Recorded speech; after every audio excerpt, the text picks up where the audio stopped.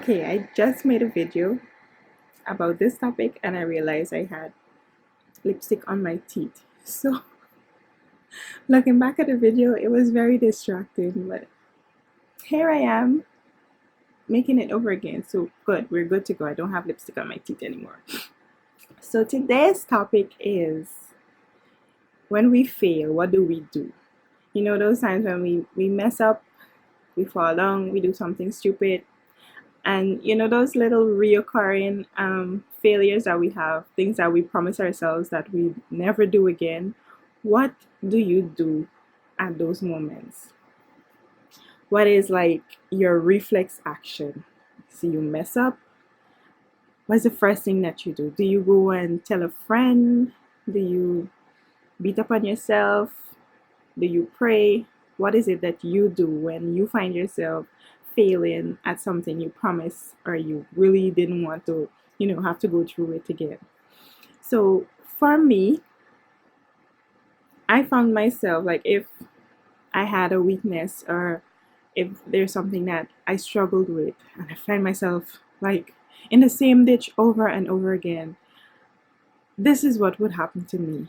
I would go feeling guilty and I would be like, how can I even go to God? How can I pray now when I know I consciously made that decision to disobey God and, fulfill my flesh? You know, whether it's an argument, you're in an argument and God is telling you, you know what, be quiet.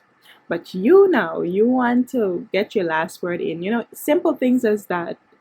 Um, Whether it's gossiping, whatever it is, how do you deal with that situation? Now, what I've realized is that when those things happen, those little things, you keep failing and you're like, gosh, I can't go to God. And little by little by little, I end up drifting from God because I feel like I'm like I keep going back to ask for forgiveness for this one thing, you know what I mean? So I would drift from God. And I realized that that is one of the enemy's plan to keep us as far away from God as possible. Now, okay, let me get in my thoughts. I'm distracted. So, what was I going to say? Oh yes. So I am sure one of the names, we have a lot of names for God. He's our friend, He's my Savior, He's my strong tower, my refuge, my hope, the list goes on and on. But one of the most common names that we call God is our friend. And now, what I find ironic is that we call Him friend, and yet when we find ourselves in these situations, we think that God is not friend enough to help us and to lead us in the right path and to dust us off when we fall down. God is that friend. Just like I'm sure a lot of times I mess up and I would run to a friend and I'm like, I find myself in this situation and that person would give me comforting words or, as best as they could. But leaving after telling that friend, there wouldn't have been any solution to the problem. So if we consider God our friend, wouldn't it be wouldn't it be right to go to Him? And He is the God that is able to do exceedingly abundantly above all that we could ask or imagine.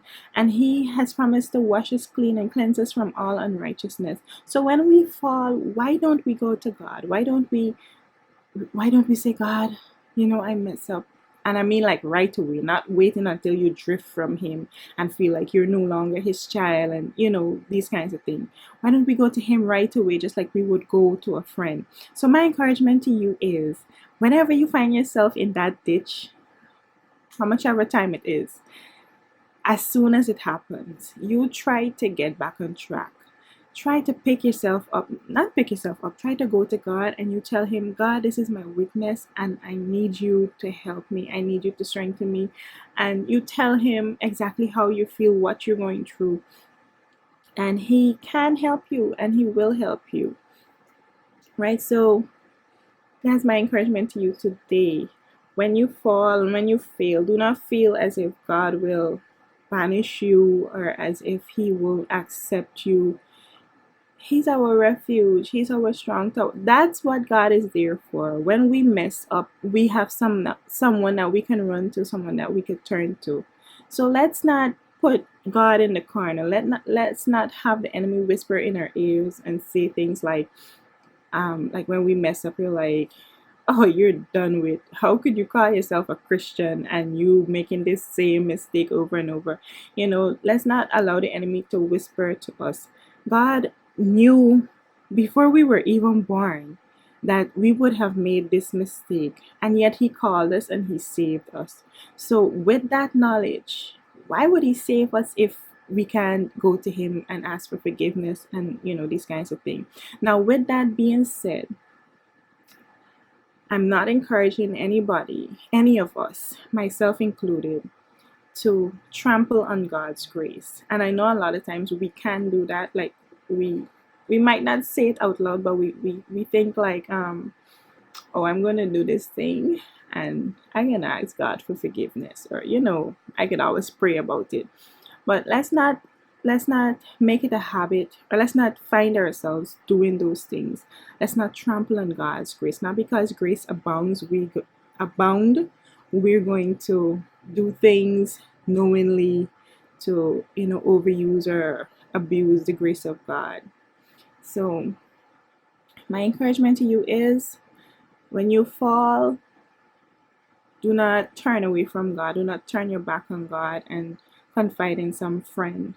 He is your friend, and nothing is wrong with going to him. You're not being barefaced if you just fallen and you just fail, or you just made the biggest mistake of your life and you go to him. You're not being barefaced. You're trusting the one that you call Savior. You're relying on the one that you call friend. And trust me, he's going to be your friend and he's going to help you. So that is my encouragement for you today. And yes, I hope you guys are having a good day. And so yeah, I made the whole video with no lipstick is on my teeth.